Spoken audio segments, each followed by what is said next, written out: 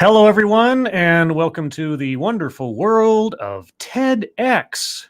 This time, a special edition, live, and a double feature. And when I say that, I suddenly want to break out into song. Science fiction, double feature. But that aside, hello, everyone. Hope you're having a good Sunday. Hope you're all set with your Super Bowl snacks, at least for the Super Bowl. I don't know if this would be considered a Super Bowl, but it's going to be something. So before I get to all the fun stuff, the hellos to all of you who have decided to come out on this probably cold where you are, depending, Sunday morning. X Bubba Hotep, hello. Sean Uli, hello. RV Adar, hello. Atheos Eternal, hello. Samangunation, hello. Big Assassin, hello. Daniel Fullman, hello. Non-Vitae Rex, hello.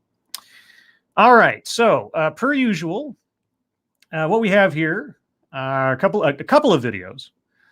They were both recorded at the same event. They both involve or are focused on a similar subject matter, as far as I can tell. I have not watched either one of them yet, so it is as much a mystery to me as it is to you as to what they will talk about. But that'll be the adventure. Each one only runs about, I think, 15 minutes each at the most, maybe a little less depending. So these won't be too long to digest, although God knows, depending on what they say, I might have a lot to say in response. Let's see. P-Dog Knight, hello. The Celtic Mandalore, hello. Pink Hollow, the Driving Ape Man, hello. Duck Dog, hello. Asian Hippie, hello. Thank you, Atheos Eternal. Thanks, Scribe. Would have been more, but had to buy some plague supplies just to be safe. Well, I fingers crossed that nobody's got the plague, and appreciate your generosity. That's very nice of you. Thank you. But stay healthy, wash your hands, stay away from sneezing people. That's good advice, even if there wasn't a health emergency going on. Quinn the Cultist, hello. Enoch the Stable Master, hello. All right, so per usual, I'm going to start the video, play the first few seconds. You guys need to tell me if you can hear the audio okay. I have done my best to boost the original audio because it was not quiet, but I'm always a little nervous about putting out raw audio from these places because sometimes they sound fine in headphones. They don't necessarily translate that well once I start broadcasting. So we will get to that shortly. Satanic Cultist, hello. Ken Lee, hello. All right. So guys, here we go. We'll do the first few seconds. You guys need to tell me in the chat if you can hear it all right, and then we'll proceed.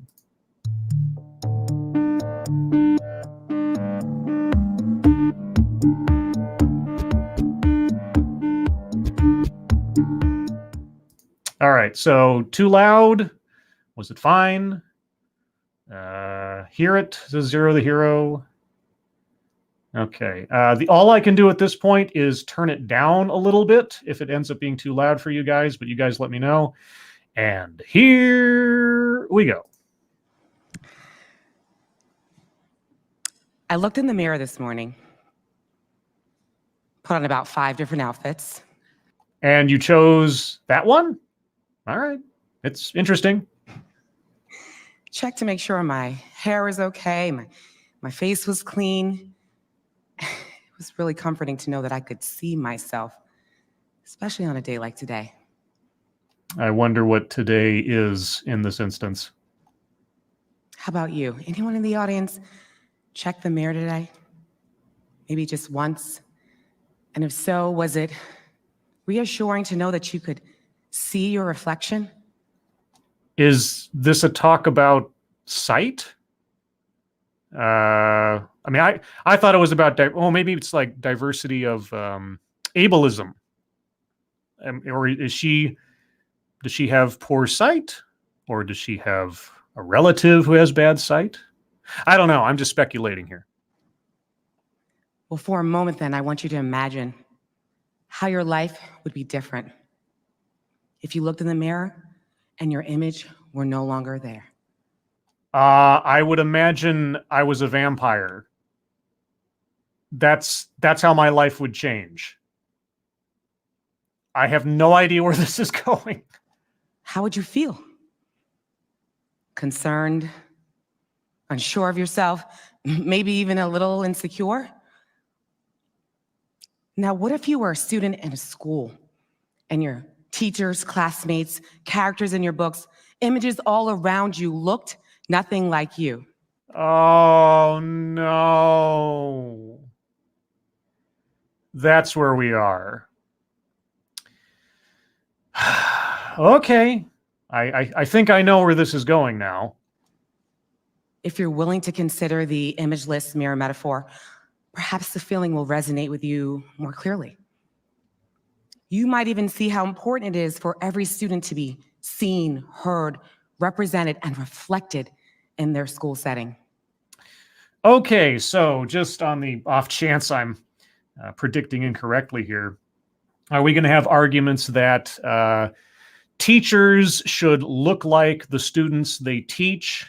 Therefore, we need to hire teachers on the basis of their race and thus match teachers with students of similar tone, because like should only educate like should only associate with like. Is that where we're going? I don't know, but I can guess. The phrase mirrors and windows, initially introduced by Emily Stile for the National Seed Project, conceptualizes a mirror as a story that reflects your own culture and helps you build your identity, and a window as a view into the lives of others. Is culture defined by skin color? Is identity defined by skin color? You know, racial identitarianism is kind of a limited worldview, and to assume someone's culture on the basis of what they look like says more about you than it does about the subject of your analysis. This makes me think about my own childhood. As a New York City native, I saw reflections of my brown skin at every turn. My school experience was completely different. Uh-oh. Okay, so you were not surrounded by the skin colors you prefer. There were absolutely no images of me. There were no little girls with braids or tightly curled locks. There were no characters in books with caramel or mocha-colored skin. I was the only brown girl amongst a sea of white classmates for 6 whole years. You know, I was given a very wise piece of advice by my parents when I was very, very, very young. The world does not revolve around me. And that is pretty much true for everyone. But I'm sure we'll hear more. Thank you, tall person. Hoy all. Can't stay because of work, but I look forward to watching after my shift. Well, thank you, tall person. Hope you have a good day at work. Hope it goes easily.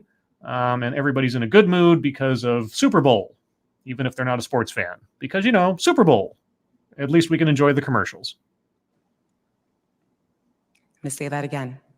I was the only brown girl amongst a sea of white classmates for 6 whole years. Oh my God. How did you survive being so special?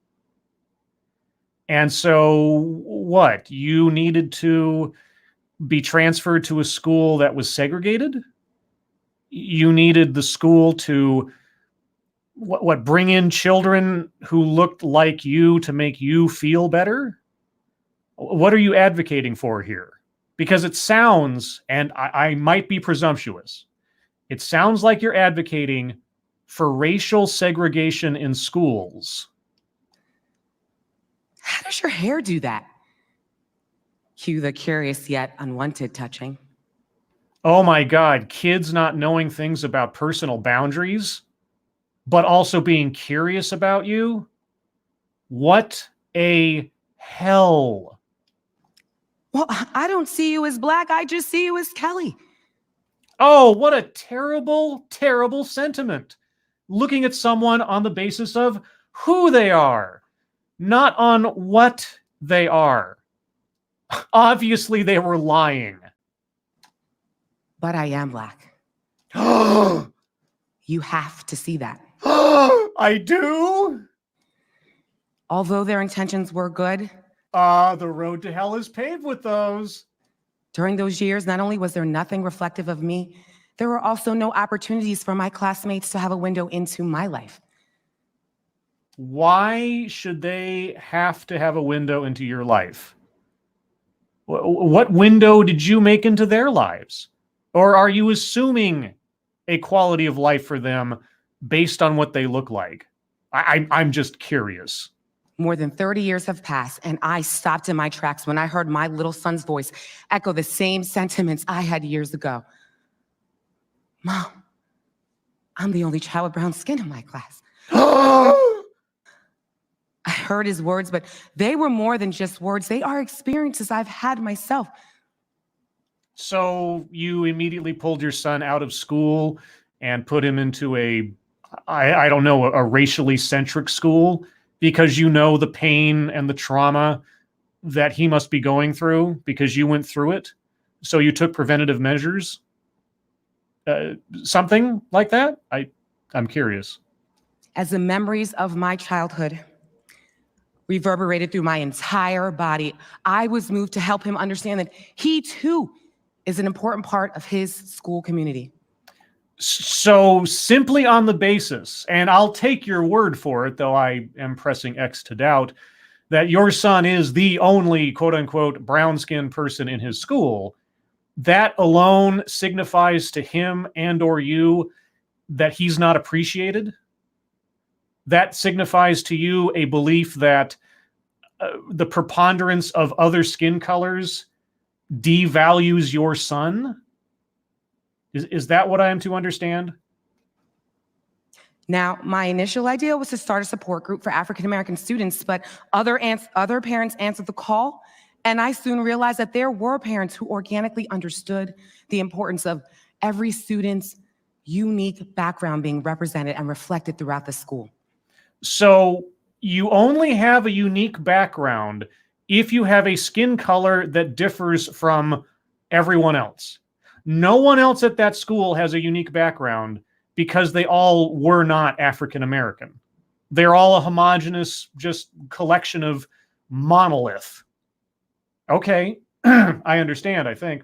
Thank you, X Bubba Hotep. I know it has just started, but if we hook up this talk up to MLK Jr., would gather infinite energy from him spinning in his grave. Yeah, okay. I know it should not surprise me anymore, given how many times and how often we have seen this same mentality that seems, and I'm being gracious here, seems to run counter to the core of the civil rights movement, the core of the ideal way in which we hope to treat each other in the society. But I guess it's just the fact that I still am optimistic about people I come across. I don't assume immediately that people have a regressive mindset that effectively is advocating for racial segregation or racial, I don't know, elevation or denigration. That you're not looking at someone and assuming to know the quality of their character or the quality of their life or the value of them on the basis of their skin color. But yet, here we are, example after example after example. Remember, guys, this is just part one of a two-parter we're going into, so let's continue.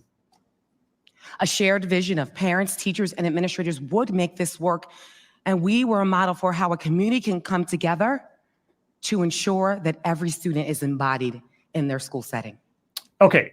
And I am very curious, morbidly so, to know by what mechanism our speaker hopes to affect this change in the schools. So Cultural Heritage Day was one of our first signature events. Now I want you to picture parents and community volunteers sharing highlights about their country and students sauntering down the hall with passports in hand, getting ready to travel to different countries?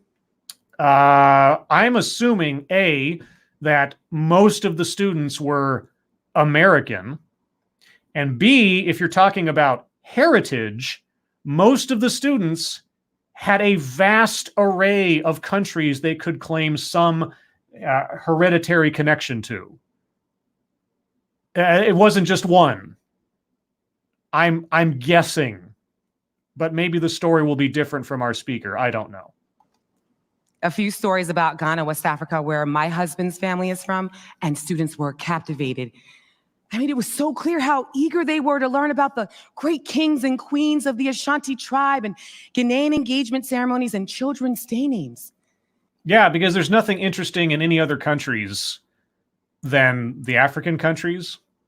There are no stories of history or personal heritage or anything else that might be interesting. It's just that. They're only eager to learn about you and your heritage or your husband's heritage because you are the center of all things because of your skin color. Yes, Ghanaian children each get names for the day of the week they're born. Wow, that's kind of interesting. It doesn't rock my world, but that's interesting. My children, Kojo, boy born on a Monday. Kwabena, boy born on a Tuesday. And Ya, girl born on a Thursday, were highlighted. Were highlighted. Oh, okay, so your kids are special. Your kids are special because of the particular cultural aspects that you decided to adopt from, I'm assuming, your husband's heritage. Okay, great. I would wager that any parent of any of the other kids in that school standing on that stage would as well think that their kids are special. And they would not be any more incorrect or correct than you in your sentiments towards your children. But here's the difference. Yours are not better than they are. And I left each session with children clamoring around me to learn their day names as well. Another sign that children are craving culturally focused lessons. Or children are just naturally curious about things. Maybe they're not considering culture because, you know, they see you as Kelly, wasn't it? And not as Black. They hadn't heard that before. Ooh, neat. I could have a name based on a day. I don't have that here. Yes, different aspects of different cultures are interesting to small children. And shiny things are also interesting to small children. And they are sponges for new information, just like most people. But that does not make your particular experience elevated above anyone else's.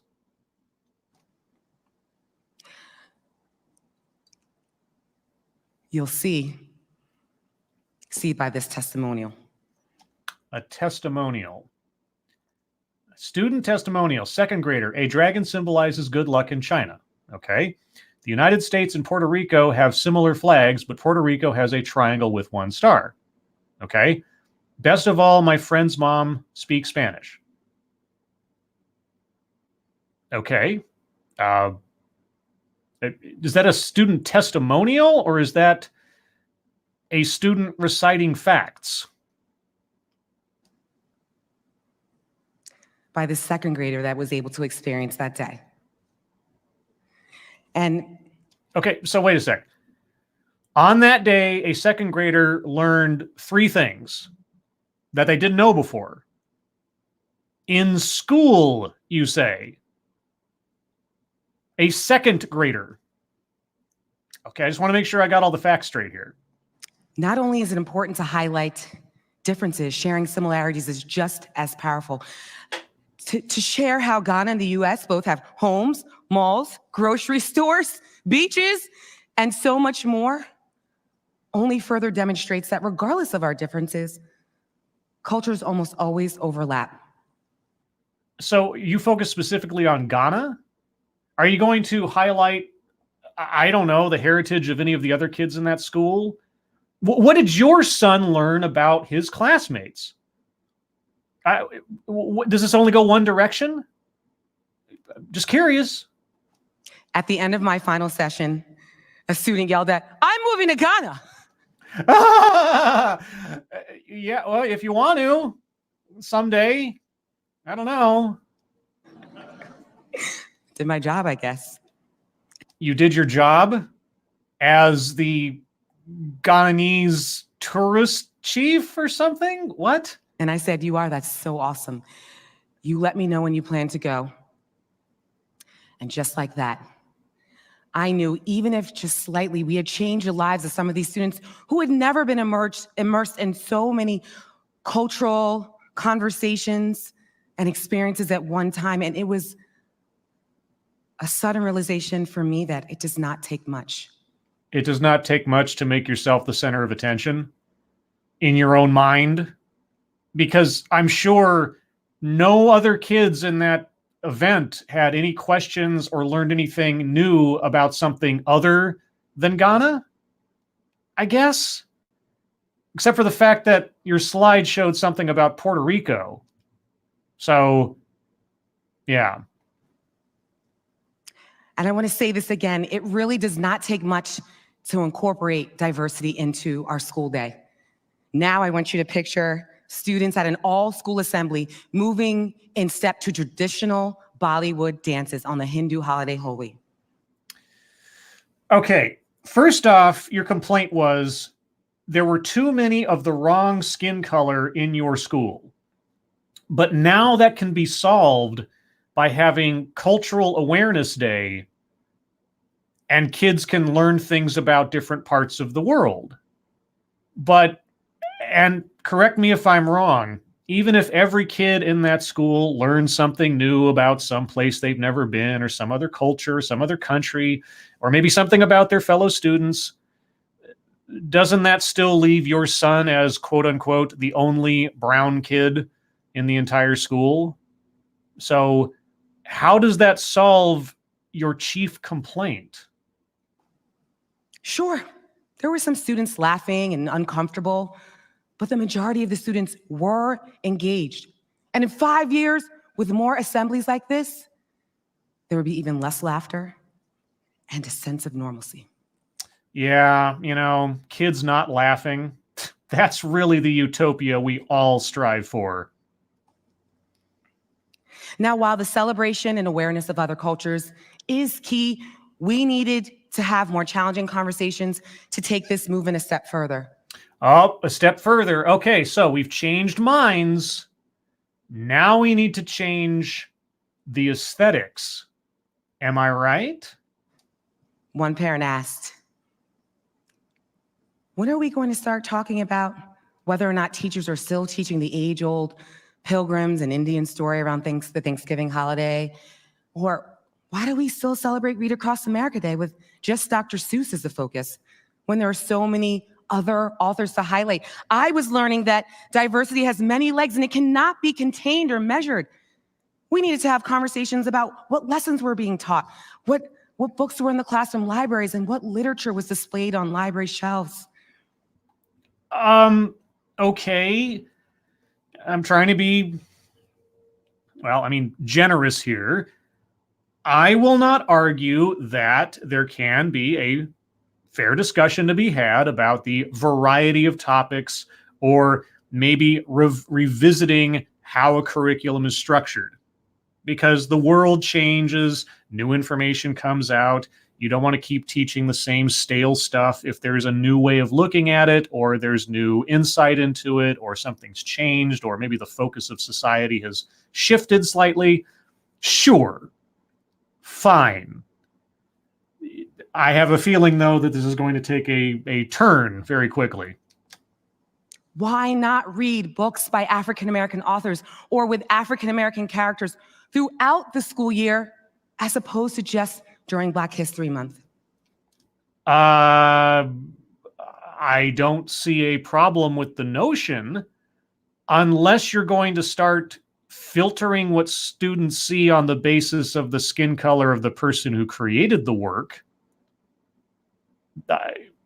I don't know how you would do that or what your proposal is, but let's find out. We could read a story called Princess Grace about a young African-American girl who wants to be a princess. Yes, because that is an experience that is so solely tied to skin color, I guess. But feels conflicted when she only sees images of Cinderella, Snow White, and Sleeping Beauty. Oh, okay. Yes, because there are no princesses of any other color. So obviously, because she only sees white people, it means she can't be a princess because skin color is a barrier to becoming a princess, because we really need to make sure that kids understand that skin color is a separator between the quality of people and the potential of people. That is the lesson we need to teach our kids, or that is the lesson we assume our kids are learning, and we're going to reinforce. Okay. As her teacher reads stories about strong princesses from Egypt, Cambodia, and Zimbabwe, she soon discovers there is more than one way to be a princess. Yeah, but Disney movies are really, really fun to watch for kids. I mean, cartoons versus reading when you're in second grade, I don't know. I mean, don't get me wrong. I don't think every kid should try to learn through television, even though I did.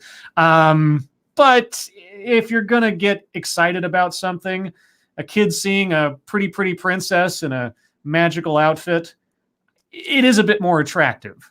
I guess it would be up to the parents to let the kid know that skin color is irrelevant. And she embraces her culture by wearing a West African kente robe. But what if she wants to wear a Cinderella outfit? What if a white girl wanted to wear a West African princess outfit? I mean, why are these things not available? Why does a girl of a particular skin color have to aspire to something that is only in her skin color heritage? Why can't we aspire to be what we want to be regardless of skin color? How could we think about our Latino students outside of Cinco de Mayo and our Asian students outside of the Chinese New Year? How could we shift the narrative so that students who are perpetually left out are included and allowed to develop their own sense of pride, knowing in the end, it will benefit everyone? How? Oh, okay. Well, let me think about this for a second. How could you look at someone outside of a cultural stereotype? I don't know. Maybe consider skin color an irrelevancy when assessing a person. Maybe finding out about that individual rather than putting them into a monolith of assumed cultural connections. There's this one, actually a couple instances. There's a movie called Falling Down. If you've never seen it, I really recommend it. It's a great movie. It's Michael Douglas. It's excellent film. Not for the faint of heart in some ways, but really good film. Really exemplifies some of the economic and cultural stressors of the 90s and such. And I always remember the weirdest things about movies that are just like momentary things. They're not really important to the plot. But there's this one point where the detective, played by Robert Duvall, if I remember correctly. Well, I remember correctly, it's Robert Duvall. I'm trying to remember the scene. He has to, I think, either read something in Korean or something, or he has to go talk to the Korean store owner who got assaulted by our character. And he turns to another detective who happens to be Asian. And he says something to the effect of, maybe you can help me. And the guy looks at him and he says something like, dude, I'm from Santa Monica. Yeah, because you see, just because someone looks a particular way does not mean they fall into a category of cultural or personal experience. Isn't that how we should be approaching the world? Taking each person on as an individual and not making assumptions about what they know or where they're from on the basis of what they look like? Maybe that would be the solution to our speaker's problem. I don't know. It's just a thought. And diversity is more than just what children are learning. It is also about who they are seeing. It was status quo to have a flyer like this. Who they are seeing? Uh-oh, are we getting into we must hire teachers who look like the kids now? I'm just waiting for that to be part of this. Only representing one group of students. And only when this was mentioned was the flyer changed. Okay, a demographic is not a group. I know this is a nitpicky English major kind of thing to say, but white people are not a group. Black people are not a group. They are demographics.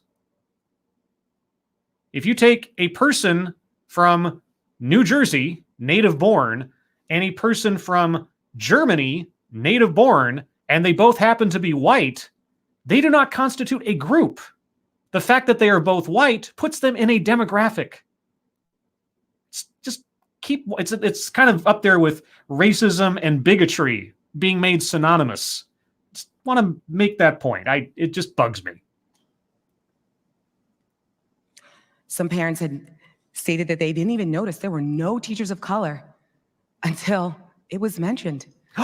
You mean they didn't notice the race of people?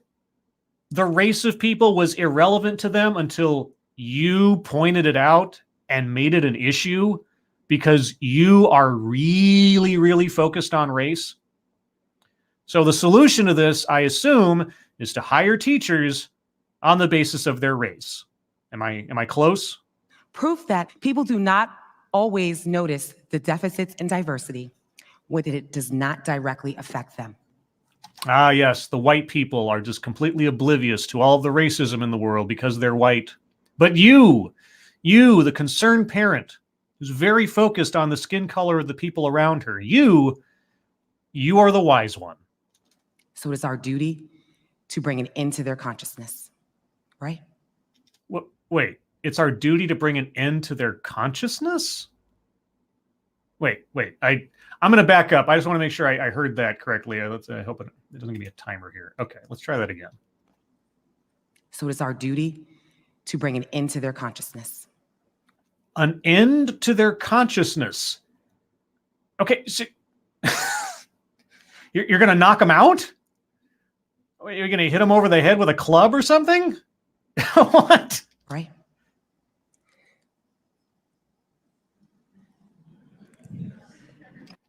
This is not nude for everyone. Nude is a color. It is not an adjective. When nude is referred to in the context of color palette, it is a specific color, like green, like orange, like puce or chartreuse. It is not an adjective. It is the name of a shade of color. What do you guys think about that? I think that you are using the wrong words to make a point that you are very, very poorly articulating. I want you to think about the images that surround us every day that are for one group. Demographic, and they are not for one group. They are not for one group. Nude is the name of a shade of color. It is not an adjective. Band-Aids come in a multitude of colors. I mean, do you want them to be invisible? They have those. It is our duty to change these images that surround us, but not only around us in our schools. Children are thirsty for inclusive conversations around culture. Yes. Are you trying to convince me or are you trying to convince yourself? They will be uncomfortable. Yes, there will be laughter. But if we expose them at an early age, they will have a new normal. Yeah, if we get them while they're young, we can change the way that they look at people on the basis of their skin color. And making kids uncomfortable, man, that really should be our focus. Because obviously, kids who are confronted with culture or People who don't look like them, it's a good thing if they're uncomfortable.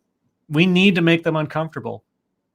Yeah, that is a goal. So what can you do and what will you do? Will you help create mirrors and windows in your own children's schools and help create a cultural awareness and often antiquated education system? I don't know. Let's say that I did want to do that.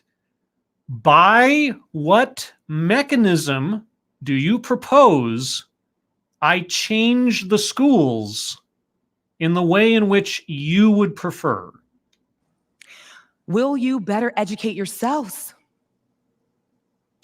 and create mirrors and glimpses into the lives of others in your own homes and with your own children so that they are better prepared to engage in meaningful conversations in school? I don't know. How do you propose I do that? And which demographics am I supposed to educate my children to be prepared to encounter based on whatever assumptions you say they should have about you prior to seeing you, signified by your skin color? Will you hold your teachers and administrators accountable and ask them the difficult questions to ensure that diversity is embedded in every part of the school day? Will I presume to accuse teachers and administrators of being passively racist? Gosh, I don't know. That sounds like the most interesting hobby I've ever imagined. Will you do this knowing that we are only better equipping our children to be successful in a world filled with different people when we teach them from a young age? Won't somebody please think of the children? We need to teach them very, very young to look at themselves and other people on the basis of race, everyone. This is what we need to do. This is how we will create a better world for the children. Will you do this tomorrow? No. I'm serious. So am I. No pressure. Oh no, just if you don't, you're a racist. No pressure. Just know that if you don't, you're a racist. A little bit of pressure. Oh, a little bit of pressure. Is that okay? Wow, you had me going there for a second. Now I know you think that I'm a racist.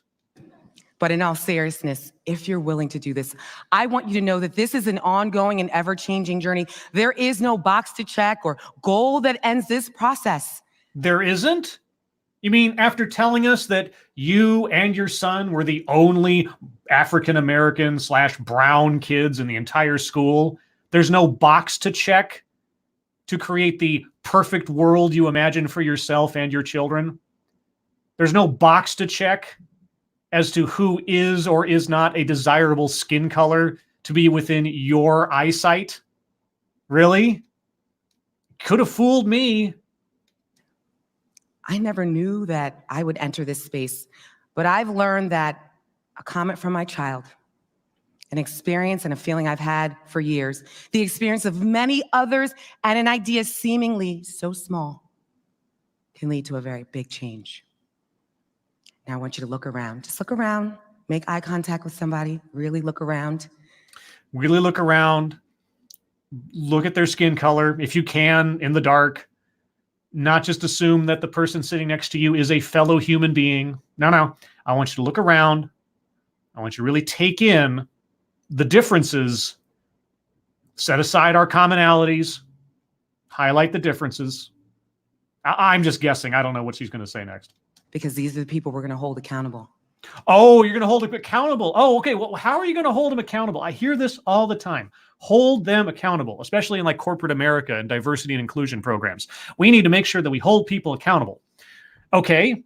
So if I don't do what you say, if I fundamentally disagree with your ideological imperative, how am I to be held to account for that?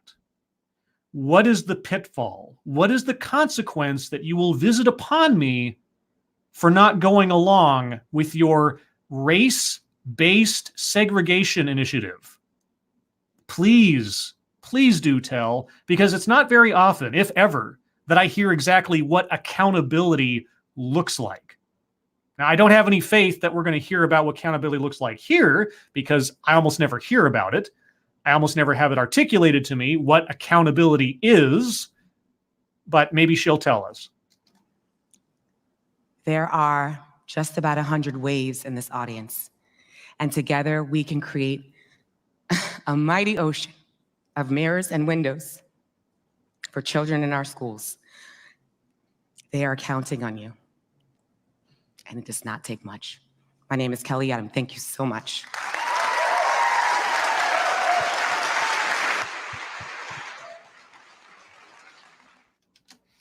Okay. Well, that was interesting. And now, as our small intermission, I'd like to get some comments from the chat. If you guys have any thoughts on that, what we just watched, please put them in the chat. Put a couple of exclamation points after your comments so I know that it's directed at me, because I know you guys like to talk to each other, and that's perfectly fine too. My reactions, as you've heard, just one more racially charged diatribe for the children's sake, intimating that, teachers need to be hired on the basis of their skin color, putting in sort of onus of racial responsibility over her audience to act in the way that she says, and that everyone hold each other accountable. And I'm serious. I can't count how many videos I've seen where that phrase in some way, shape, or form has been used. And to this point, I don't think I have ever heard anyone, either in business or education, specify what exactly is the consequence for not going along, either in whole or in part, with one of these initiatives. If you find something a little unseemly about assessing people and especially children on the basis of skin color, what exactly is the fallout from that from my peers that are supposed to be, quote unquote, holding me accountable? I don't know. Chicago Mike says, won't anyone think about the children? Yes. Mrs. Lovejoy screaming into the ether. Kiever Dam, hell with her. No, I'm not hell with her. Let's get her wrong. I'm not mad so much. I'm just, bewildered, flabbergasted. She can think as she wants, etc. And I don't say that there's no benefit to having a cultural day. I had a cultural day when I was in school, and we had like Hawaiian food from one family, and somebody brought some German food. And we talked about, one family had their kids dressed up in like lederhosen because they were from Bavaria. I mean, it was an education. There's nothing wrong with that. It's the part where you start saying, okay, skin color determines culture, or this culture is more idealized than any other culture based on what I look like. Right? And she started out the entire talk specifying it's about skin color. I went to the school and I was the only brown girl. My son went to his school. He's the only brown boy. Therefore, something is wrong. And there's no culture. There's no emphasis on culture. But here's the thing. Should there be? Does there have to be? Can kids not just go to school and learn absent having to get all personal about their backgrounds, hereditary or otherwise? Can't they just learn to look upon each other as fellow students and not this person is different because? There's a balancing act there. Don't get me wrong. Not everything should be homogenized even in education. You shouldn't look at everybody and necessarily assume any. Yeah, anyway, my brain is hurting a little bit. Let me go back here. Kiever Dam, why isn't she bringing up Asians doing the best? I have no idea. Who knows what her opinions are about other races? She didn't make too many comments about the quality of other people, save for the fact that it was wrong that there was only one, if you believe her story, brown student. In New York, she's saying she was the only one in her entire school. I think. Or was it class? I forget. Anyway. Arms Killer V2. Does she understand that kids don't care about the race of the teacher if the teacher is good?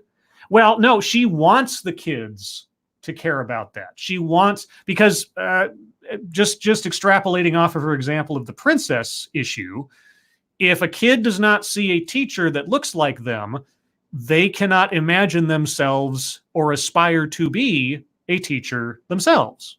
That is the theory that is relayed to me over and over and over again. In the absence of an example, a role model that looks similar to you, because when they say looks like me, nobody looks like me unless you get down to some very, cursory surface level similarities. And in this case, she's talking about race. So that's a pretty low bar of looks like me. Let's see. Becca Fairley, what happens with the mixed race kids? Will they be forced to pick a side? Asking because my oldest 2 kids are white/Hispanic. They are instructed by teachers to deny their whiteness. But the whole whiteness thing, like what does it matter? Your kids are your kids. Whatever their quote unquote mix is. If you have a cultural background and your husband has a cultural background and you speak, and I don't know, but you speak Spanish, you speak English, whatever, who cares? It's your family. It's fine. But none of that inherently defines who you are as a person, right? Long hair, white guy, beard, carpenter. Am I talking about Jesus Christ? Or am I talking about serial killer Israel Keys? These things are not determinative of the value or the character of the person. They may add to the richness of a person. They may add to the interesting aspects of a person, but does not define that person. Their actions define that, who they are, how they treat other people, how they treat themselves. Focusing on these just sort of aesthetic attributes and not dismissing them, okay? It doesn't mean to say that someone's culture doesn't matter or is unimportant. But at the core of it, who is the person? Who is the individual you're looking at? Who are they? Not what are they? Anyway, you'd think that would be a value they'd be stressing in the schools. But this person, I don't know what her job is. I don't know what her role is in anything. She's very focused on making sure that culture and people are assessed by the status of, I guess, the culture they belong to, which she's determined by looking at them. So anyway, a couple more here. DeckWow, Scribelight, if they don't look like me, I can't relate. Do like them is basically an accidental admission of personal failure. They can't imagine that other people don't have this limitation. Yet she was very, very self-centered here. Her and her family and her family's culture is the center of all things. And the absence of giving her family and her family's culture the attention that she believes it deserves is a problem. That seemed to be the thrust of this. And lastly, before we move on to the next one, Arms Killer V2, 10 years ago, they would be teaching kids about individualism, but it seems to me that it's thrown out the window when they say, make sure it looks like me. I don't know. And she even brought it up herself. It's always interesting, these almost Freudian slips that some of the speakers I look at throw out there. She says when she was a girl in school, someone said, and I'm taking her word for it, it's her story, but I just see you as Kelly. I don't see you as a black girl. Well, how is that a wrong thing? Why do you need somebody to acknowledge you on the basis of your skin color? What does that say about you? What is that supposed to say about you? Why do you want it to say anything about who you are? Wouldn't you rather have a friend that, appreciates you for you? Is that a terrible notion? Anyway, let's move on to part 2 of this double feature. Once again, we have a TEDx talk. It's from the same event, as far as I can tell. Same stage, I believe. And I picked it partially because of the subject matter, but also because a similar color scheme. And I don't know if this was part of the event that all the speakers had to wear pink in some fashion, but I thought it made a good look. So we're going to continue with this. Again, I am going to do a sound test because I'm switching between tabs. So I'm going to let the opening play. You guys let me know if you can hear it, and then we'll continue, okay?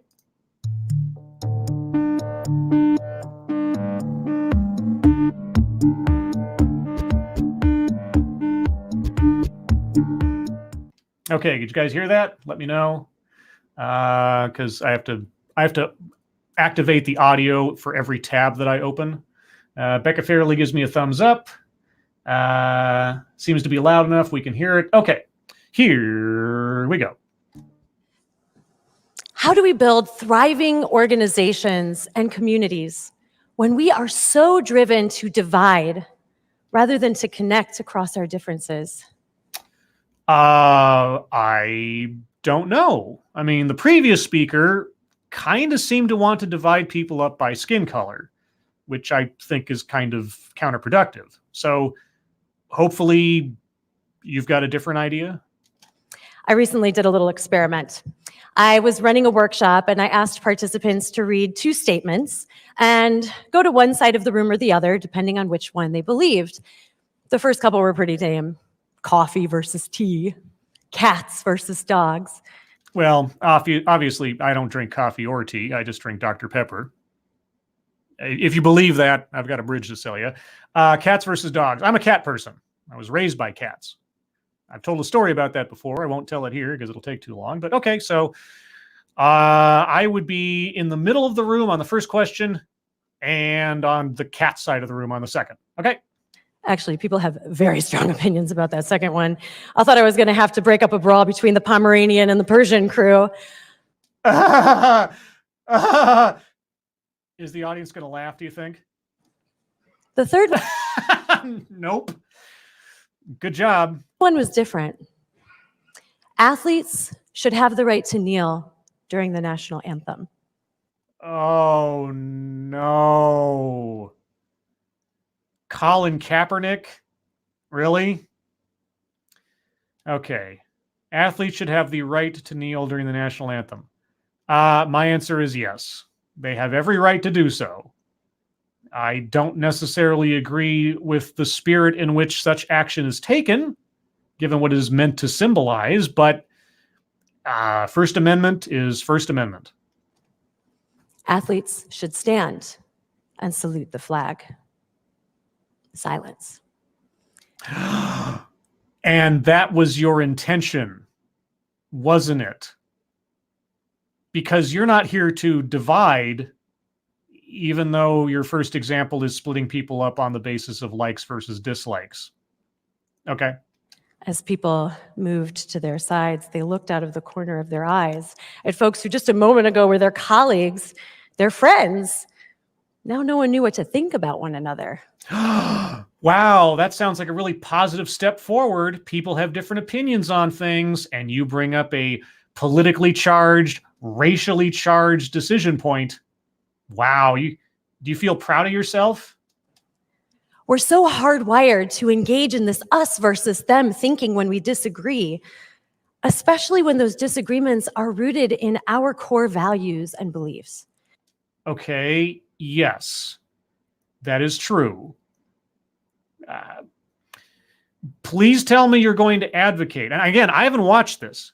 Please tell me you're going to advocate for getting along, even if we disagree fundamentally on some emotionally charged issues. Please. We become so entrenched in our side, our view of what's right, that we lose our willingness to seek out different perspectives. Okay, you're arguing against an echo chamber. I can get behind that. What does it take for us to walk out onto that bridge of our differences, to find common ground with people who think, believe, behave differently than we do? Okay, truth be told, and I know we're only almost 2 minutes into this, I am liking where this is going, but I am wary. We know that diversity yields better results?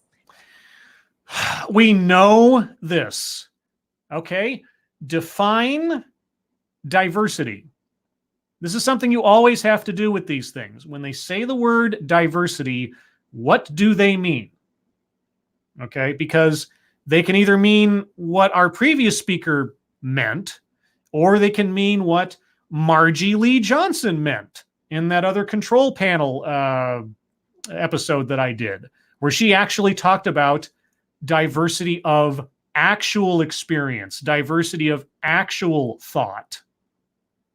Let's find out.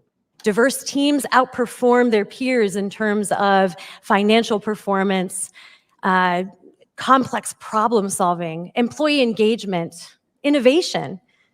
Define diverse. Because if you're going to apply a certain way of thinking to people on the basis of their skin color, I've got a word for you that you might not appreciate having applied to your outlook on the world. And it's not just about bringing different people together. Yes, it is. You just said that diverse teams do all of these things. So if that is not about bringing different people together, what is it about? The most successful teams practice inclusion, where everybody feels equally valued and respected. And yet so often, we find that diversity and inclusion efforts fall flat. If diversity and inclusion efforts fall flat, how are diverse teams more successful, more innovative than non-diverse teams? Maybe I've misunderstood. They either lose momentum, some remain fairly superficial from the beginning. Yeah, superficial, like define diversity again, because you still haven't. You haven't assured us that you're looking at something beyond the superficial. I think there's a missing link. Okay, I could make a joke there, but I'm going to move on. One which requires a deeper level of individual reflection, courage, and some discomfort. Discomfort. Yes, everything must be uncomfortable, or you must make people feel discomfort. That is when you know something good is going on. We need to practice expansion. I define expansion as creating community across the boundary of our differences, leaving the safety and comfort of our us group, our tribe, and actually seeking out, not just accepting and tolerating, but looking for the perspectives of people who are often on the periphery of our social network. Okay. Again, in sentiment, I do not disagree that you should be open to entertaining, while not necessarily accepting, ideas or notions from sources you might not otherwise reflexively go to. Just to keep your mind open, just to have your ideas challenged by opposing ideas on the off chance that perhaps your mind could be changed. I do not disagree with that sentiment. But again, we need our speaker to define diversity, because she hasn't. And I'm very curious as to why. Because she was willing to define expansion for us. What does she mean by diverse? Expansion requires us to sometimes challenge our own ideologies and beliefs. And our human brains do not like to do that. We tend to be rooted in situations where we find safety. And anytime we experience any sort of threat, whether it's a threat to our physical or emotional well-being or even our values, we tend to shy away from that. We tend to shy away from physical threats? You don't say. But yes, when we have found our comfort zone, whatever it is, it's difficult to necessarily entertain an alternative, especially if there's no reason to, and especially if someone is coming at you with an accusation. But I'm certain that that's not what our speaker is advocating for with extolling the virtues of discomfort. When we feel attacked, judged, confused, we want to go back to our side, to people who think like us. And not only do we convince ourselves that we're right over on this side, we are righteous. Oh, yes. Okay. That is also a danger. And I'm sure our speaker does not occupy such a place, mentally or philosophically. We are the truth tellers. And all those people over there, they're not just wrong. They're imbeciles. They're stupid. They're dangerous. Again, I do not disagree with this sentiment. You know, someone disagrees with you on something, they are immediately vilified, demonized, simply on the basis of a disagreement on something. Now, of course, it depends on what the disagreement is. It's like, well, that guy over there prefers torturing cats. I think he's an asshole. That would probably be a fair assessment of someone. But yeah, all right, again, fundamentally, don't disagree. This may sound like hyperbole, but the Pew Research Center recently found that people representing both sides of the political spectrum increasingly look at each other as not only closed-minded, but unintelligent, even immoral. Yeah, it's true, and that's bad. I hope that changes. I'm glad you're pointing it out. Where are you going, though? Because you were talking about diverse teams. So are you only talking about diversity of thought? Because that would be good. It's just too easy for us to dehumanize one another across our differences. I've had the opportunity to facilitate workshops and dialogues on diversity, identity with a lot of different people. Whoa. Identity. Okay, that's a new word into the mix. Also, just to point out, what she just showed there, that chart of, political rifts and the assessment of people as immoral or unintelligent, that is bigotry. I also make this clear. Bigotry is about assessing someone as bad on the basis of a difference in ideas or opinions. It's not about race. It's about thought. So that chart represented bigotry. Okay, but now she's talking about identity. And while being a Democrat or being a Republican can indeed be an aspect of one's identity if they choose to make it so, I'm still waiting for her to define diverse. And what I've come to find is that across industries, across cultures, there are 3 universal practices that can help us engage in expansion, help us walk out across that bridge of our differences. A list! I love lists. They make for such easy commentary breaks. Number 1, embrace multiple realities. Ooh, Crisis on Infinite Earths? Our perception of the truth is not necessarily the whole truth. It may only be one side of the story. In September 2019, the America in One Room experiment brought over 500 people together, representing the diversity that exists in our country. Whoa. America in One Room, Stanford University. Stanford? Okay. And just so you guys know, I have a playlist on my channel about having a Stanford education. So just slot me in as a little wary. And these folks spent 4 days being asked to talk about the most controversial issues we face in our country: climate change, immigration, healthcare, taxes. Race. Not your typical small talk among strangers. And it was the first time for many of these folks that they had ever been asked to have these conversations with people who represented the other side. What happened next amazed both the researchers and the participants as folks came together and just talked and listened to one another. That sounds great.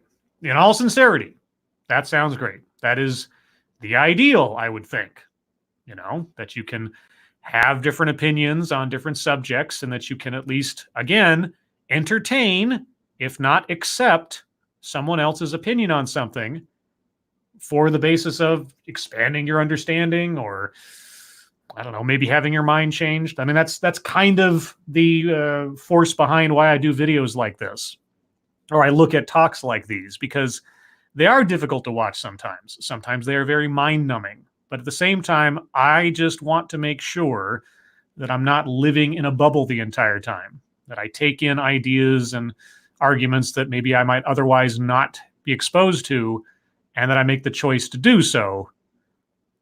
Keep myself honest, if nothing else. Okay, so far we're 6 minutes in. A couple of gray areas in what she's talking about here, but fundamentally, she's not arguing for anything that I wouldn't argue for. So there you go. They didn't discuss these issues the way that the policy wonks, talking heads on TV do. They shared their stories. They made themselves vulnerable with one another. And in doing so, they actually softened their views of each other. They still disagreed, but they didn't dehumanize each other. That's very good. In fact, many became friends. By the end of the experiment, 95% agreed, I learned a lot about people very different from me, about what they and their lives are like. When we embrace multiple realities, we acknowledge that all of us are looking at the same issues through the lens of our own individual beliefs and experiences. Again, so far, nothing she's saying is beyond the scope of anything that I, like I say, at the core, would not argue for and or hope for in our mutual discourse these days. Thank you, Mike Downey. Hi, Scribe. Hi, Mike. How's it going? Which takes me to number 2, perspective taking. We have to walk out all the way across that bridge and experience the world through the minds and hearts of people we often perceive as the other. I know. I'm just waiting for the other shoe to drop here, and this is what I have learned from going over TEDx talks and things like this for so long. It's like the first part I always imagine is kind of a Trojan horse. You're trying to make the audience sort of go along with you, and then you come in from the side, and maybe that's not where she's going. Maybe she'll continue down this line that I generally agree with. We'll see. Thank you, Mike Downey, again. It's going. Yep, it is going. It's Sunday. There's a Super Bowl coming. I wouldn't call this my Super Bowl, but at least for waking my brain up in the morning, maybe a little bit. Jamil Zaki, in The War for Kindness, says, when you empathize with other people, you take on their emotions, decode their thoughts, and worry about their welfare. Okay, that is a description of empathy, sure. Now think about that for a moment. Not just seeing things from another person's perspective, but caring deeply about the needs and well-being of people with whom we fundamentally disagree. Okay. I mean, okay. Part of me wants to say, yeah, sure, on a basic human level, but beyond that, I'm not quite sure where we're going. Easier said than done. Especially because we all tend to be the narrators of our own stories of hardship. Usually we are the only ones who can be the narrators of our own stories of hardship. And sometimes we try to one-up each other on the situations when we feel we've been in the one-down position. Okay. I mean, if someone's coming at you with a competition of how horrible their life is and implicitly or otherwise accusing you of something terrible, that could be a reaction or a response, sure. My pain is greater than their pain. You think you've got it so bad. You haven't heard my story yet. Yes. Okay. In truth, all of us have automatic advantages and disadvantages because of some aspect of our identity. Okay. All right. We've gone from diversity of thought down to identity. Tell me about the advantages or disadvantages inherent to someone on the basis of a various one or more aspect of their identity. Our stories of pain do not preclude us from having privilege. Uh-huh. As a woman, Uh-huh. I'm very well aware of the times my voice has been diminished. Right. As you stand on the middle of a stage in front of an audience being broadcast across the world on YouTube. Okay. Because of my gender. I know what it's like to be in the one down position. Because you're doing yoga? Sorry, that's where my mind went. I'm a horrible person. Yet I also have advantages because of my race, Uh-huh. my economic status, Uh-huh. my physical and mental ability. Uh-huh.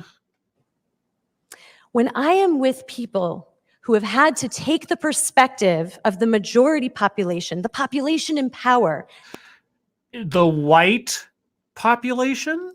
their entire lives for some aspect of their identity for which I have power, I need to step back and listen.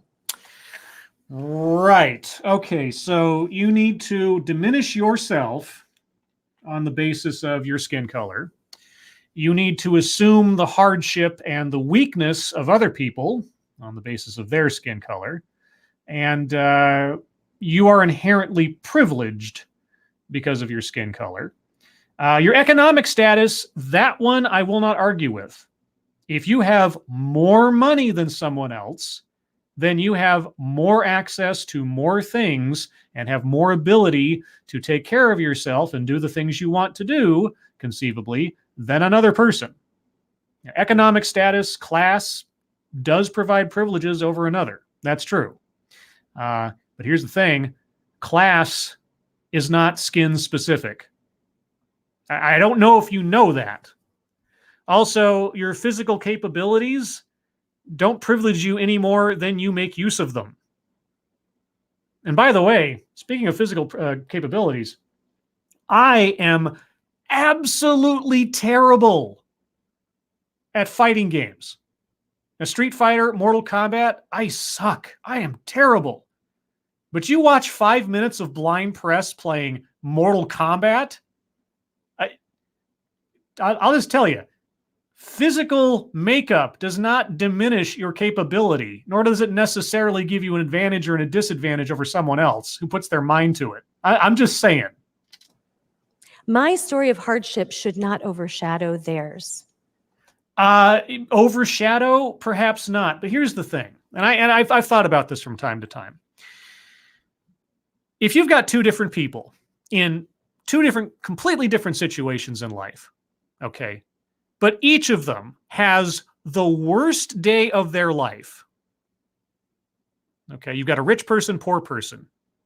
You've got a smart person, not so smart person. I don't know, whatever. Just think of the opposite ends of the spectrum of anything you can think of. You think of the worst day of someone's life. Okay? Now, your worst day might be different in scope, objectively, than another person's worst day. But here's the thing. It's still their worst day. If you can't empathize with that, even if you think you're in a better position, I don't know what to tell you. Or I should say a worse position. Thank you, Non-Vitae Rex. What a surprise. She didn't mention any of her inherent advantages as a woman because don't exist, I guess. Yeah, you know, being a woman is automatically a disadvantage. So she's not only racist, but she's also sexist, which is usually how it goes. And thank you again, Mike Downey. Hush, God, venerate the Hugh White man. Wait, she's white. What happened to Hugh White privilege? I am confused. Well, she's privileged because of her skin color and her physicality, but she's underprivileged because of her gender, I guess. Because their voices have been silenced long enough. Because they're not white, or because they're not rich, or because they're not whatever. You assume that anyone different than you in one aspect or another is oppressed, suppressed, and silenced.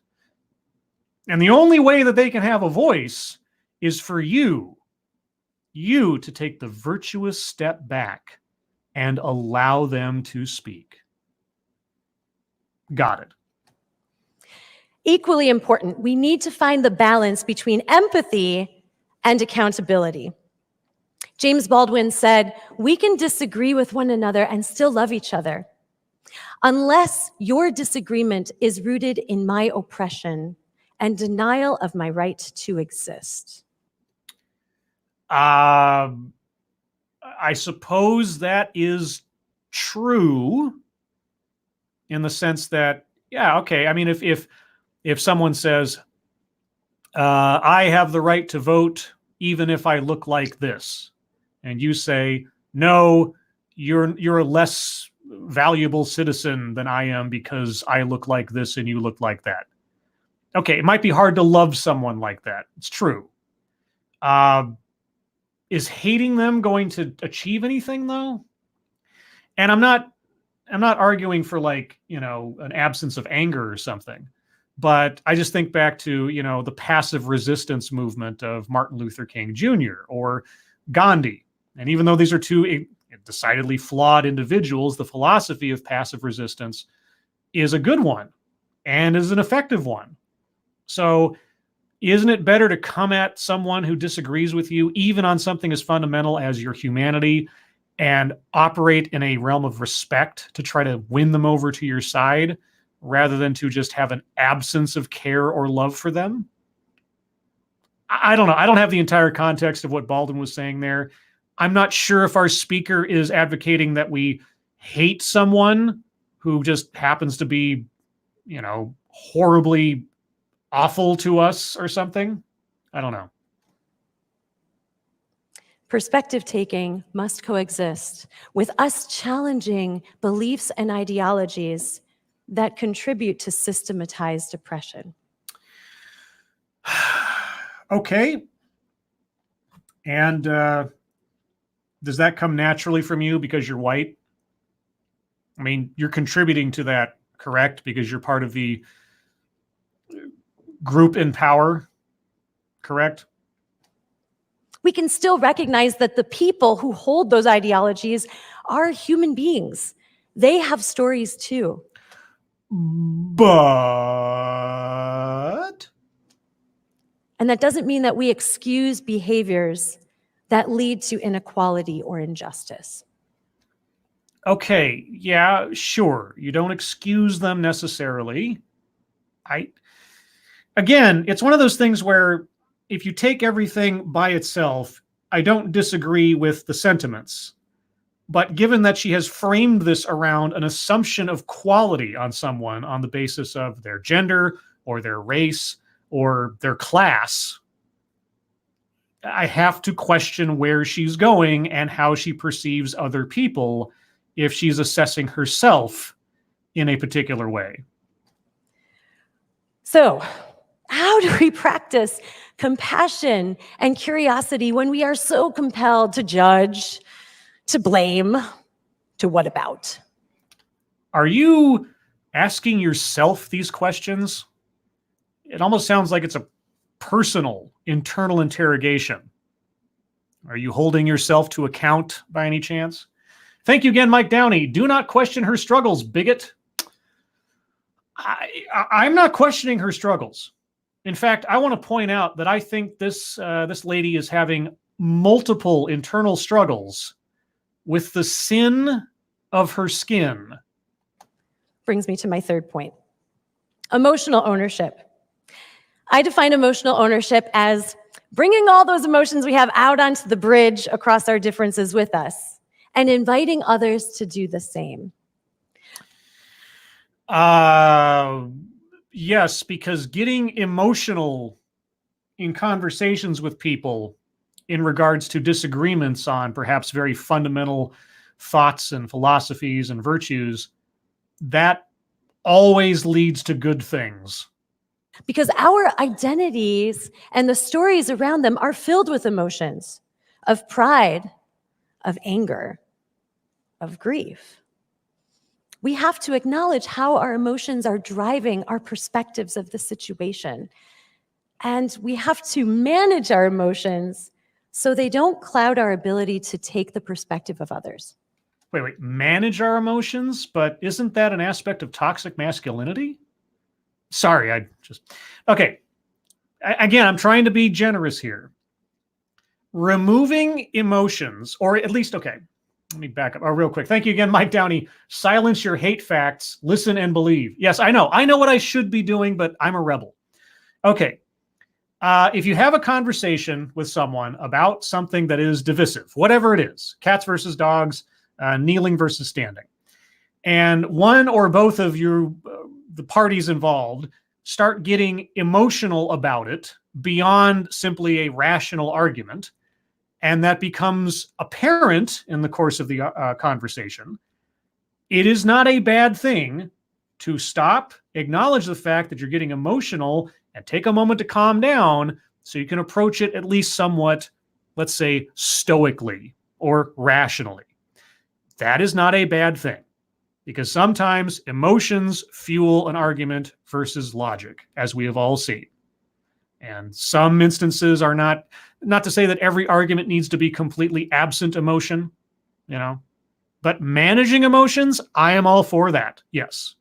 Managing your emotions, even in a high-charged and emotional conversation, is a smart thing to do. I mean, depending on the context, can vary, but generally speaking, sure. Okay. I'm with you, speaker lady. I have two wonderful coaches when it comes to emotional ownership. They live in my house with me, my two daughters. Oh, the wisdom of children. And a child shall lead them. Now, I don't know how old her daughters are. I'm guessing they're no older than 14. I'm just guessing. And maybe that's a compliment to how well she looks as far as her age is concerned. I don't know how old she is. I won't ask. Thank you again, Mike Downey. Never tell a woman to calm down, you misogynist. I know.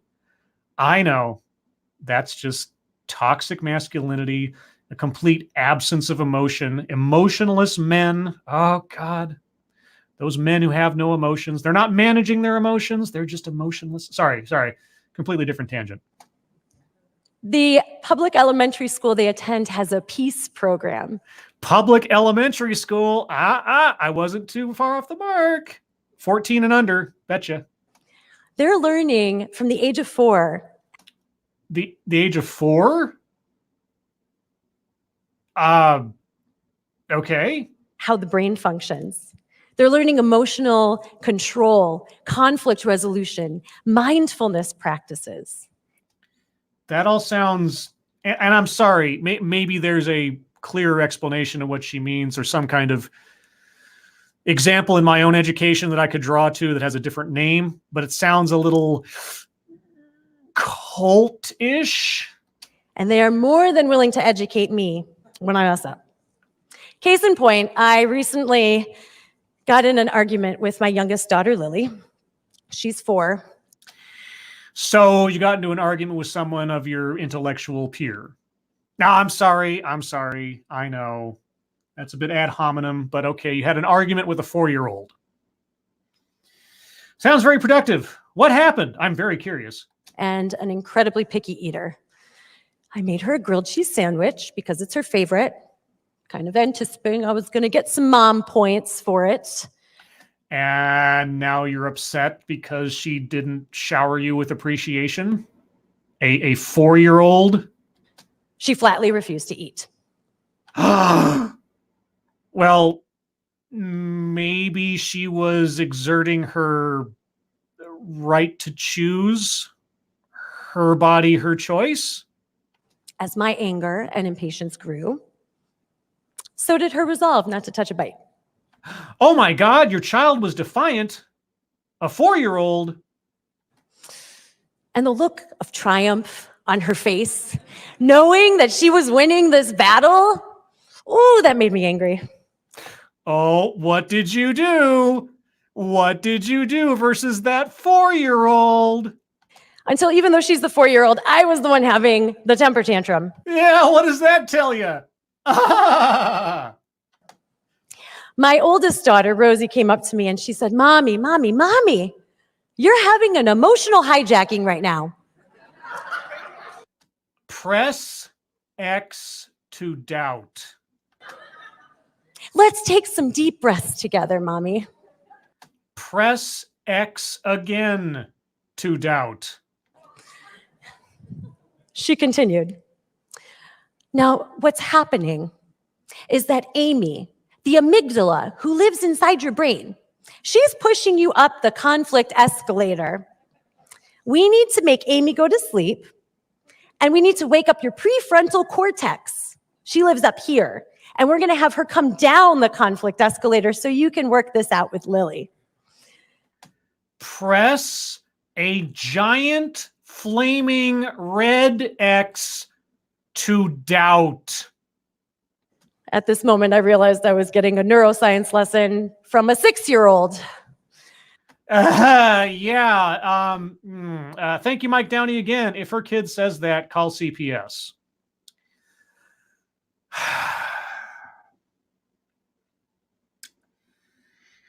Wow.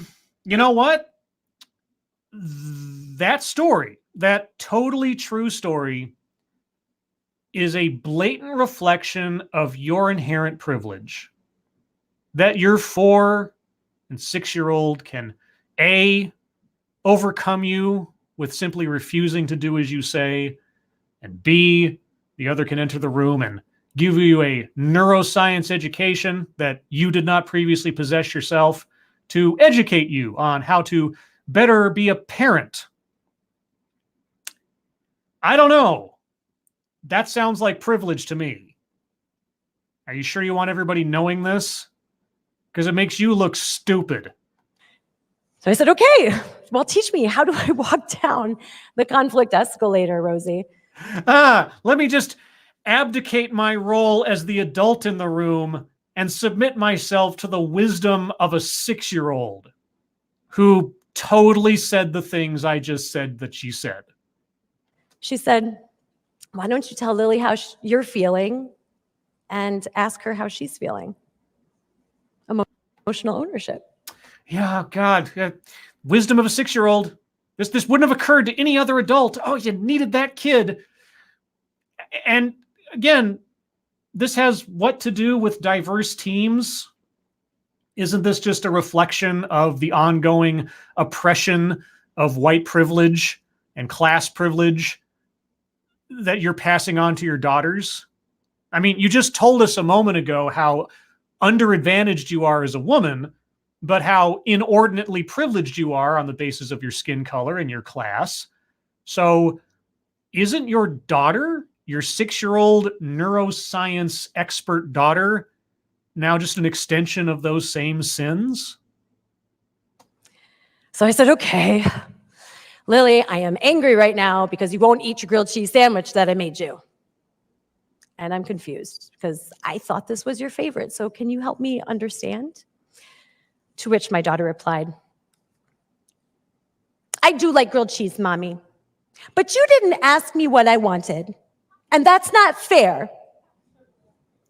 Wow, your little girl sounds like a spoiled brat. I wonder where she gets that from. Amy, the amygdala inside my head, wanted to say, life's not fair, kid. And that's what you should have said. That's what my dad said. He's like, you'll eat what I put in front of you. You know, because sometimes you got to take what you get, not what you want. Very good lesson, I think, for kids to learn. But what do I know? I'm not actually a parent, so maybe I'm just making this up. Thank you, Gunfox61. Blondes, need I say more? Now. She didn't bring up her hair color. And given her roots, I'm not even sure what her hair color is. But I'm not a stylist, so maybe that's just natural. If you have so many ideas about the kind of food you want to eat, make your own meals from now on. Hey, that sounds exactly like what my dad or mom would have said when I was a kid. I'm not even kidding. It's like, you eat what I put in front of you. You know, this is like, I can just imagine my dad would say something like, this isn't a restaurant. I am not your waiter. You're not paying me for this. Eat your food. You know, because there is something about being grateful for what you've got and not expecting the whole world to cater to your specific needs all the time. That kind of is a fundamental lesson I think more people should accept and pass on to others. Thank you again, Mike Downey. This is giving me cancer. Take 2 from my chemo fund. Mike, do not diminish your medicine on my behalf, please. But I paused. I thought about the emotions we were both bringing. It wasn't about a grilled cheese sandwich. I was frustrated because, yes, as her parent, I want her to eat her food and be healthy. But I also wanted to be acknowledged for doing something nice. And quite frankly, as her mom, I wanted her to do what I told her to do. Okay, first off, you're her mom. She's 4. You making her food to eat is your responsibility as a parent, whether you get affirmation for it or not.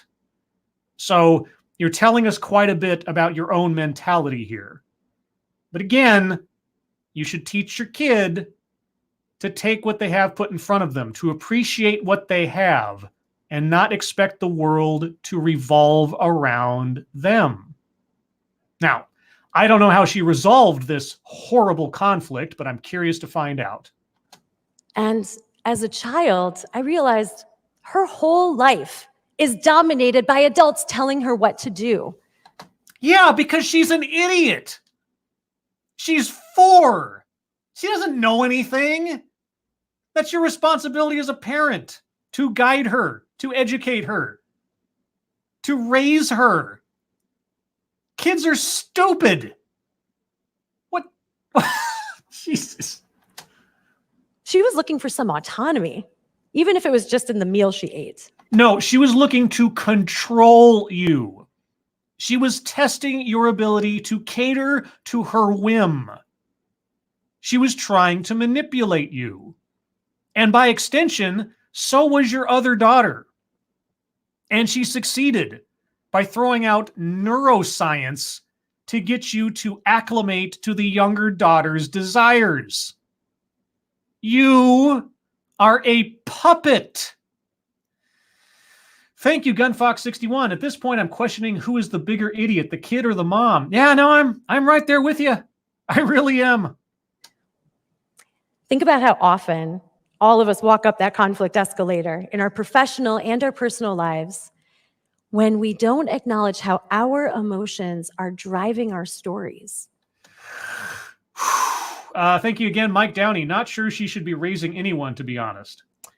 This is my reflex reaction to that. It's very difficult, barring something that is outwardly criminal, for me to criticize how someone wants to raise their kid. They're free to do it as they please, and they're free to reap the rewards or detriments of the results of their efforts. And also, if she's got a 4-year-old and a 6-year-old, I'm also going to extend the benefit of the doubt that she too is still learning how to be a parent. I mean, nobody comes into being a parent fully formed and being perfect at it.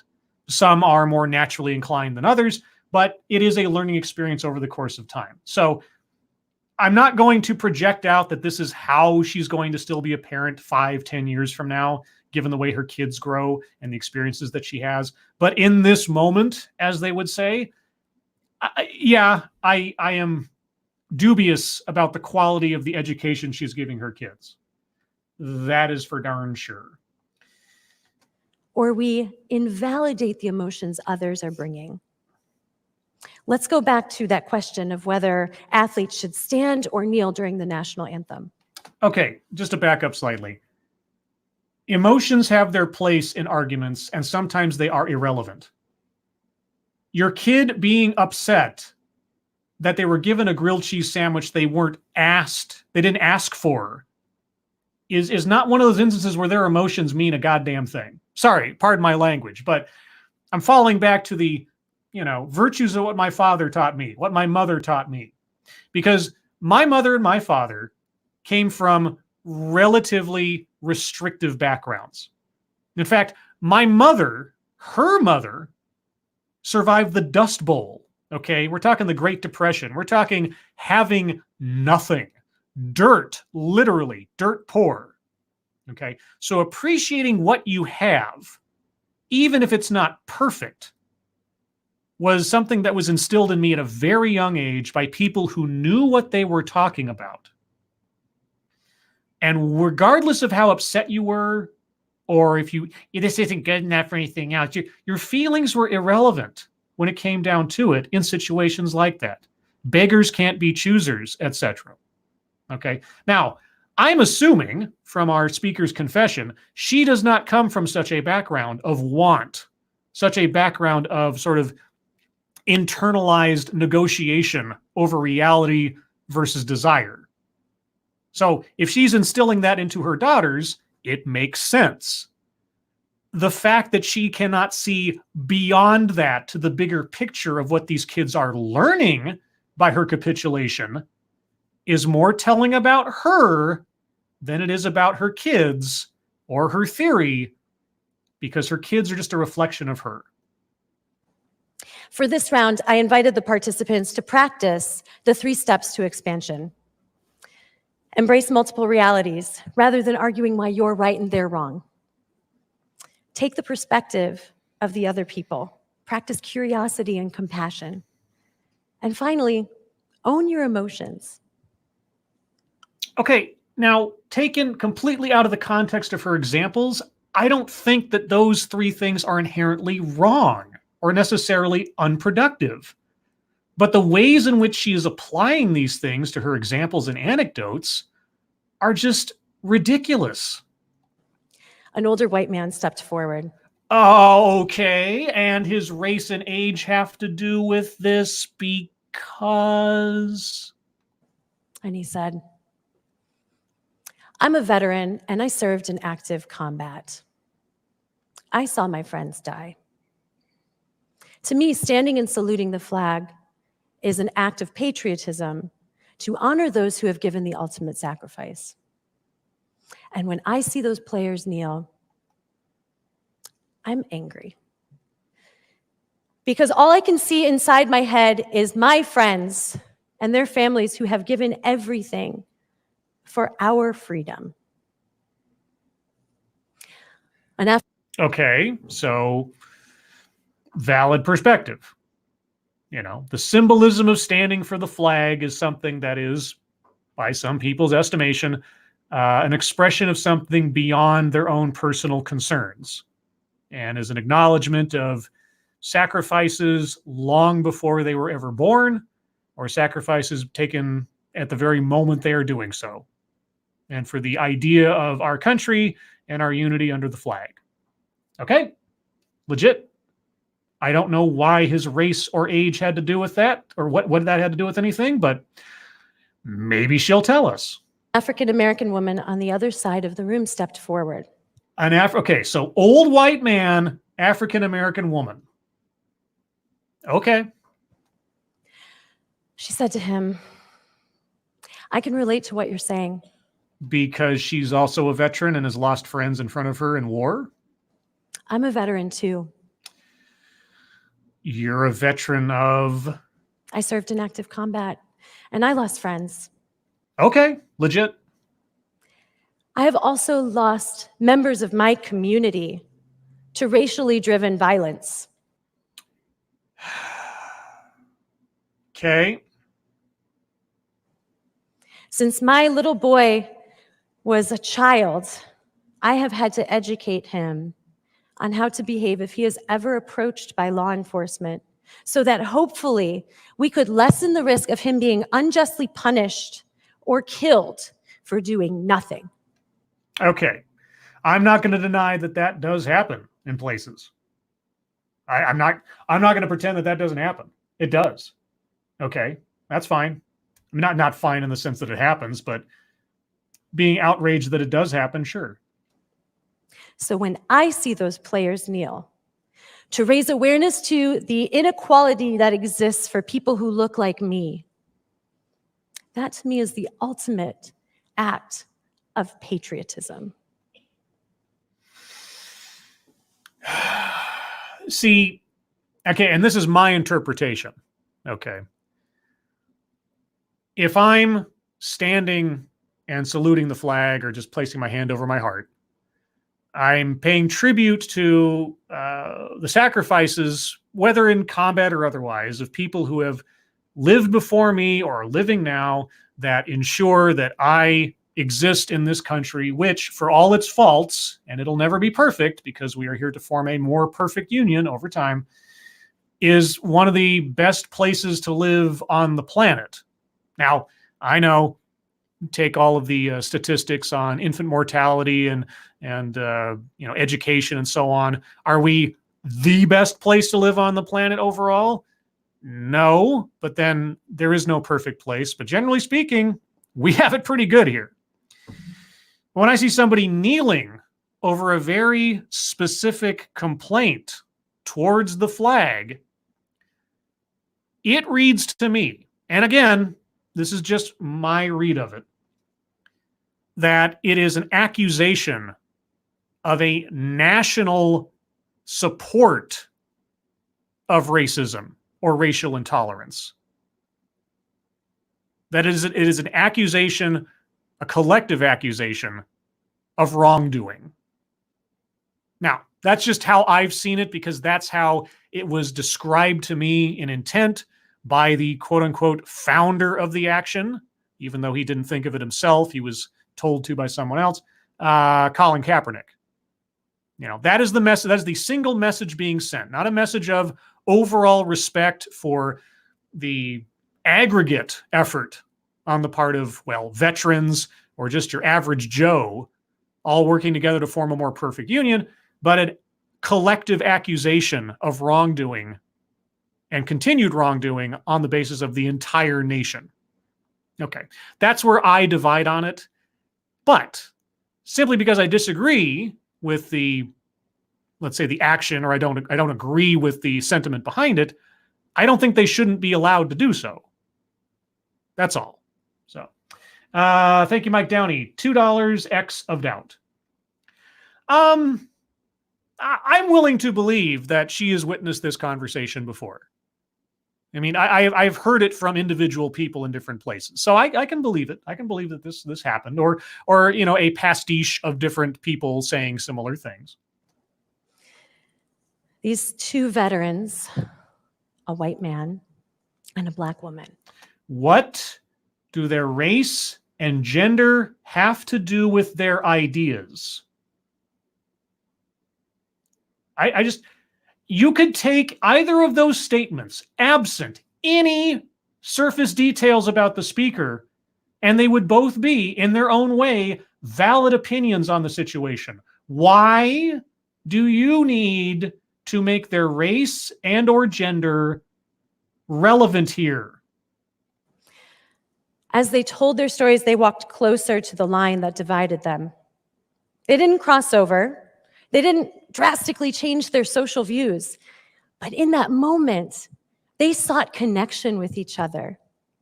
And they saw and heard one another for the full human story that each one brought. And in that moment, an entire room of people took a breath together and acknowledged these two as individuals rather than ideologies. Okay. And again, our speaker has circled back to a sentiment with which I totally agree. You can see someone as not an enemy simply on the basis that they have a different opinion than you do. Our speaker's a very mixed bag. She has some core messages that resonate with me and that I would not disagree with, but the examples and the indications of things beyond simple thought difference that she brings up are, I don't know, they seem to conflict. They seem to tell of a different thing going on under the surface. My challenge to you: practice expansion. Walk out on the bridge even when it is uncomfortable, even when it is painful, even when there's no guarantee the other side is going to come and meet you halfway. Our human instinct for us versus them is powerful. But I think equally, if not more potent, is our ability to seek connection, to honor one another's humanity. Sure, so long as you're not requiring people to diminish their own or elevate another's on the basis of their skin color or their gender or their race. Sorry, or their class, pardon me. Because that's what you did earlier. That's how you assessed yourself. So if you assess yourself in that way, I am very curious to know what is fueling some of your sentiments here when you approach others. Because for no visible reason, I say visible quite intentionally, you brought up the race and gender of the two speakers who had different ideas. Why are you tying ideas and race? Why are you tying opinions and gender together? Why? To what end? For what purpose? Thank you.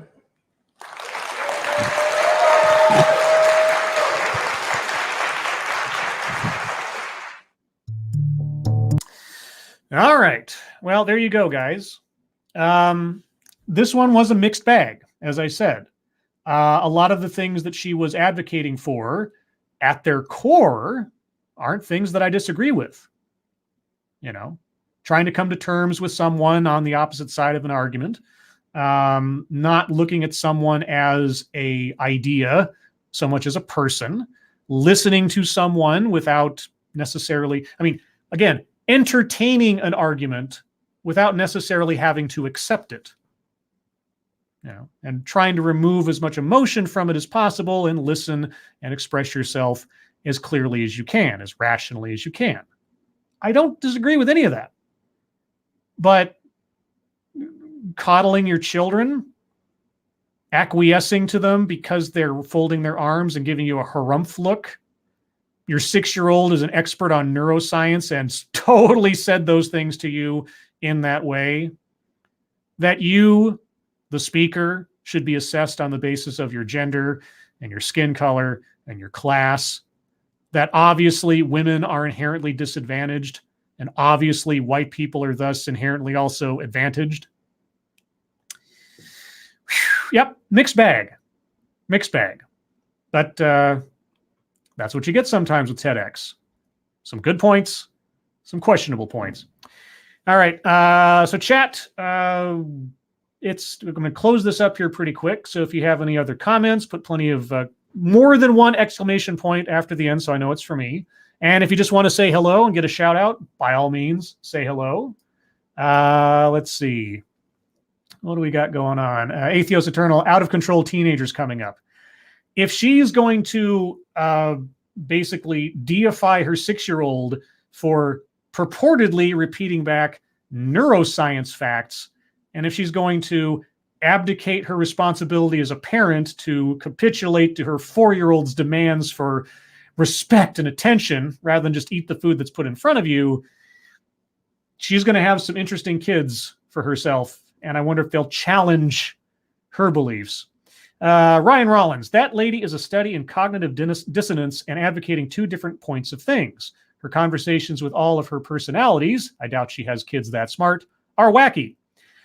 Yeah, it's the difference between having a belief in something and the execution of that belief in the real world. And like I say, the sentiment she was expressing sounded perfectly legitimate. The example she gave of how she embodied those things in her life or were applying them to others sound a little off.